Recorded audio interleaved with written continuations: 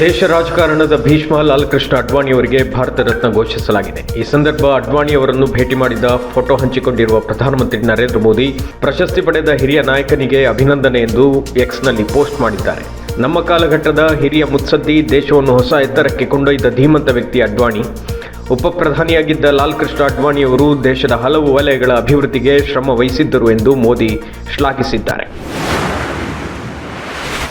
Visakhapatnam ನೌಕಾನೆಲೆಯಲ್ಲಿ INS ಸಂಧಾಯಕ್ ನೌಕೆಯು ಭಾರತೀಯ ನೌಕಾಪಡೆಗೆ ವಿದ್ಯುಕ್ತವಾಗಿ ಸೇರ್ಪಡೆಗೊಂಡಿತು. ರಕ್ಷಣಾ ಸಚಿವ ರಾಜನಾಥ್ ಸಿಂಗ್ ಉಪಸ್ಥಿತಿಯಲ್ಲಿ ನೌಕೆಯು ನೌಕಾಪಡೆಗೆ ಸೇರ್ಪಡೆಗೊಂಡು ದೇಶ ಸೇವೆಗೆ ಅಣಿಯಾಯಿತು. ಈ ನೌಕೆಯನ್ನು GRSC ಕೋಲ್ಕತ್ತಾದಲ್ಲಿ ಮರುನಿರ್ಮಾಣಗೊಳಿಸಲಾಗಿದ್ದು 85% ಸ್ವದೇಶಿ ತಂತ್ರಜ್ಞಾನವನ್ನು ಹೊಂದಿದೆ.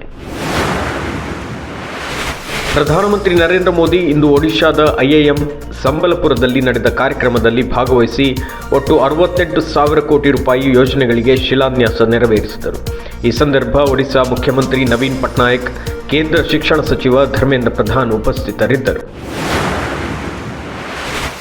ಭಾರತದ ಹಿರಿಯ ಟೆನ್ನಿಸ್ ಆಟಗಾರ ರೋಹನ್ ಬೋಪಣ್ಣ ಇಂದು ಪ್ರಧಾನಿ ನರೇಂದ್ರ ಮೋದಿ ಅವರನ್ನು ಭೇಟಿ ಮಾಡಿ ಆಸ್ಟ್ರೇಲಿಯನ್ ಓಪನ್ 2024 ಗೆಲುವಿನಲ್ಲಿ ಬಳಸಿದ್ದ ರ್ಯಾಕೆಟ್ ಅನ್ನು ಪ್ರಧಾನಿ ನರೇಂದ್ರ ಮೋದಿ ಅವರಿಗೆ ಕೊಡುಗೆಯಾಗಿ ನೀಡಿದರು. ಇದೇ ಸಂದರ್ಭ ಇರುವರು ಉಭಯ ಕುಶಲೋಪರಿ ನಡೆಸಿದರು. ಡಬಲ್ಸ್ ಗ್ರ್ಯಾಂಡ್ ಸ್ಲಾಮ್ ಪ್ರಶಸ್ತಿ ಗೆದ್ದ ರೋಹನ್ ಬೋಪಣ್ಣ ವಿಶ್ವದ ಹಿರಿಯ ಟೆನ್ನಿಸ್ ಆಟಗಾರ ಎನಿಸಿದ್ದು, ಇತ್ತೀಚೆಗಷ್ಟೇ ಇವರಿಗೆ ಪದ್ಮಶ್ರೀ ಪ್ರಶಸ್ತಿ ಘೋಷಿಸಲಾಗಿತ್ತು.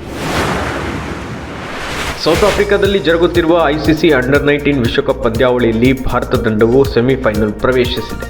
ನಿನ್ನೆ ನಡೆದ ಪಂದ್ಯದಲ್ಲಿ ಭಾರತವು ನೇಪಾಳ ತಂಡವನ್ನು ಬರೋಬ್ಬರಿ 132 ರನ್ ಅಂತರದಿಂದ ಮಣಿಸುವ ಮೂಲಕ ಸೆಮಿಫೈನಲ್ ಪ್ರವೇಶ ಗಿಟ್ಟಿಸಿಕೊಂಡಿತು.